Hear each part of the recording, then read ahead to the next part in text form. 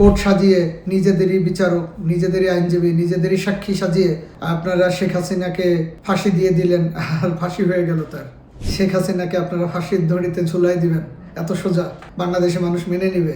মিথ্যা গুজব মেটিকুলাস ডিজাইনের মাধ্যমে একটি সাজানো গোছানো সমৃদ্ধশালী বাংলাদেশকে আজকে 40 বছরের জন্য পিছিয়ে দিলেন। গুণ খুম, আজকে মানুষ ধর্ষিত হচ্ছে, আজকে বাংলাদেশের মানুষের আয় রোজগার নেই, মানুষের আজকে দেওয়ালে পিঠ ঠেকে গেছে। আসসালামু আলাইকুম ওয়া রাহমাতুল্লাহি ওয়া বারাকাতুহু। বিশ্বের যেখান থেকে এই মুহূর্তে আমার এই ভিডিও দেখছেন, সবাইকে আন্তরিক অভিনন্দন, শুভেচ্ছা ও ধন্যবাদ। আজকের যে বিষয়টি নিয়ে কথা বলতে চাচ্ছি সেটি হচ্ছে 17 নভেম্বর বাংলাদেশের প্রধানমন্ত্রী জননেত্রী শেখ হাসিনা তার বিচারের রায় ঘোষণার দিন। তাকে হত্যা মামলার আসামি করে যে মামলা দায়ের করা হয়েছে সেই মামলার রায় ঘোষণা করা হবে আজকে, এবং পূর্ব পরিকল্পিত যেই বিচারের যে রায় সেটা তারা আগে লিখে রাখছে, সেটা তাকে ফাঁসির আদেশ বা তার দণ্ড ফাঁসি। বাংলাদেশের এরকম রাজনৈতিক মার্ডার মামলা এই প্রথম শুধু শেখ হাসিনার বিরুদ্ধে হয়নি, এর আগে সম্পূর্ণরূপে প্রত্যক্ষভাবে 21শে অগস্ট গ্রেনেড হামলা, এছাড়াও বাংলাদেশের প্রেক্ষাপটে অনেকগুলো রাজনৈতিক সহিংসতার কারণে অনেক মানুষ খুন হয়েছেন। তাদের কি কোথাও কোনো রাজনৈতিক দলের নেতা বা বড় বড় রাজনৈতিক ব্যক্তিত্বদেরকে ফাঁসি দেওয়া হয়েছে কিনা শুধুমাত্র রাজনৈতিক কারণে? দেশদ্রোহিতা, 1971 সালে মানবতা বিরোধী অপরাধ, এছাড়াও যুদ্ধ অপরাধ, সেগুলো একটা ভিন্ন প্রেক্ষাপট ছিল তৎকালীন সময়। সেখানে লক্ষ লক্ষ মানুষের হত্যা করা, সেগুলোর হিসাব নিকাশ আলাদা। কিন্তু শুধুমাত্র রাজনৈতিক কারণে প্রতিপক্ষকে ঘায়েল করবার উদ্দেশ্যে এরকম উদ্দেশ্যপ্রণীতভাবে মামলা দায়ের করে এবং দ্রুত সেইগুলোকে বিচারের আওতায় এনে নিজেদের একটি ক্যাঙ্গারু কোর্ট সাজিয়ে ইচ্ছা মতন একটা ফাঁসি দিয়ে দেওয়া বাংলাদেশের আইনে কতটুকু এটা প্রসিদ্ধ এবং পরিচালিত সেটা নিয়ে কথা বলবো। বাংলাদেশের আইন অনুযায়ী 144 ধারার জবানবন্দি হিসাবে কোনো আসামি, মূল আসামি যদি ফাঁসিতে বা মৃত্যুদণ্ডে দণ্ডিত হয়, সেই ক্ষেত্রে কখনো কখনো হুকুমের আসামি সমমান দণ্ডিত হইতে পারে, বাট সেগুলোর অনেকগুলো প্রেক্ষাপটের উপর নির্ভর করে। সাক্ষী সাব্যস্ত, পরিস্থিতি, সময়, পরিবেশ, সব কিছুর উপর নির্ভর করে।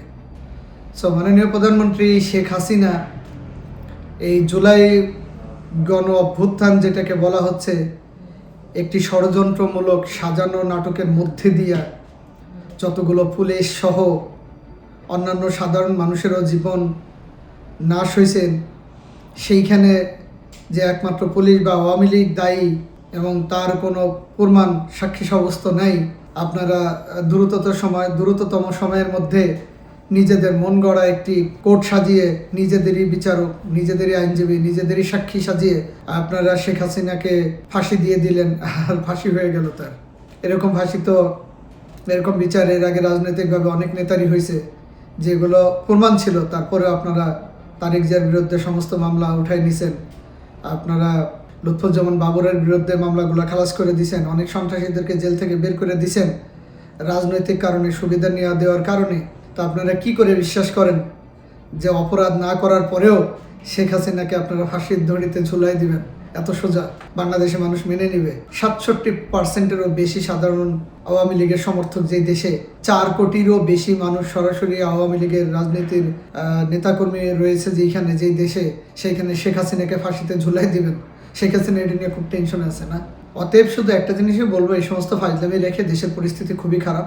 ডক্টর ইউনূস সাহেব, আপনি পদত্যাগ করেন, একটি অন্তর্ভুক্তিমূলক নির্বাচন দেন, একটি তত্ত্বাবধায়ক সরকারের অধীনে একটি অবাধ, সুষ্ঠু ও গ্রহণযোগ্য নির্বাচন দেন।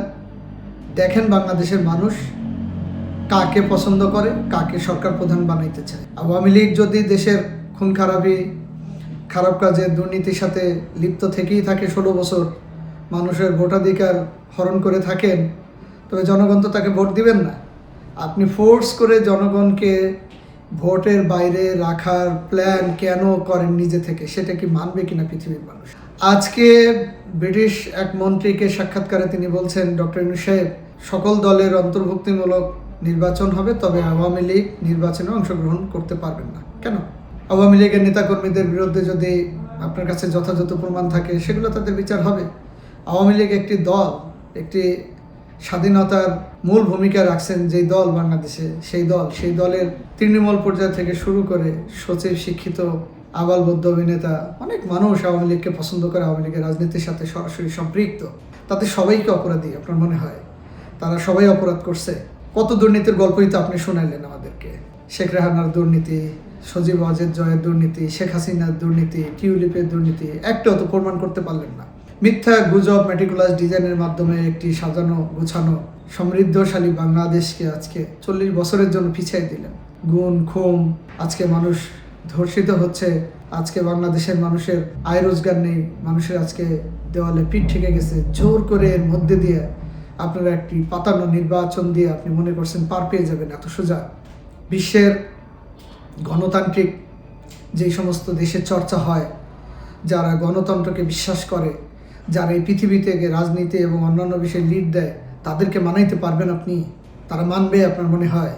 অতএব এই সমস্ত ফাও গল্প মাথা থেকে ঝেড়ে ফেলে দিয়ে, দেশের অর্থ নষ্ট না করে, মানুষকে আর কষ্ট না দিয়ে, এই সমস্ত ফাঁসি টাসি ভোগীযোগী বিচার বাদ দিয়ে সোজা রাস্তায় আসেন, শেখ হাসিনার কাছে ক্ষমা চান, তাকে দেশে ফিরিয়ে আনেন সসম্মানে, এবং একটি তত্ত্বাবধায়ক সরকারের অধীনে একটি নির্বাচন দিয়ে দেশকে স্বাভাবিকভাবে চলতে দিন, দেশের উন্নয়নের ধারাকে অব্যাহত রাখতে দিন। একমাত্র যোগ্য দলই বাংলাদেশ আওয়ামী লীগ এবং যোগ্য নেত্রী জননেত্রী শেখ হাসিনা।